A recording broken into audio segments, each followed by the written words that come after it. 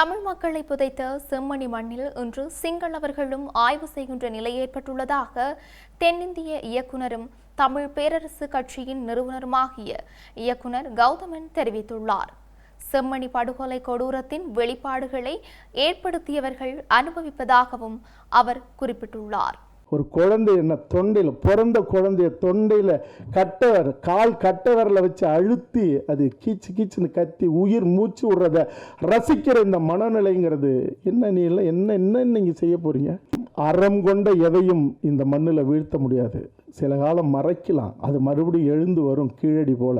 செம்மணி புதைக்குழி 20 வருஷத்துக்கு முன்னாடி கொன்று ஆயிரக்கணக்கான பேரை புதைச்ச இடத்துல இன்னைக்கு சிங்களவனே வந்து ஆய்வு பண்ணி தினம் தோண்டி எடுத்துக்கிட்டு இருக்கான். என் தாய்க்கும் தாய் மொழிக்கும் சமமான என்னுடைய தமிழீழ தேசிய தலைவன் பிரபாகரன் அறமாக ஆண்ட அந்த மண்ணில் நடந்த அந்த கொடூரமே இன்னைக்கு அவர்களுக்கு எதிராக வெளியே வந்துகிட்டு இருக்கு. தோழர் தமிழரசன் வரலாறு எடுக்கணும், மேதகு பிரபாகரன் வரலாறு எடுக்கணும். இந்த வரலாறுகள்லாம் எடுத்துட்டு நான் சுகமா சாயறதுக்கு இல்லை, சரியறதுக்கு இல்லை, சரிஞ்சு கிடக்கிற இந்த தமிழினத்தை தலை நிமிர்த்த மீண்டும் ஒரு புதிய வரலாற்றை படைக்க, இந்த இனத்தின் எதிரிகளை தலைகுனிய வைக்கிறதுக்கு மட்டும் இல்லை, இனி என் இனத்துக்கான எதிரிகள் எவனோ இனி தலை தூக்கக்கூடாதுன்னு நிமிரும் போதே வெட்டி சாட்சி இந்த மண்ணோட மண்ணை புதைக்கிறதுக்காக, அதுக்காக தான் இந்த படைப்புகள்லாம்.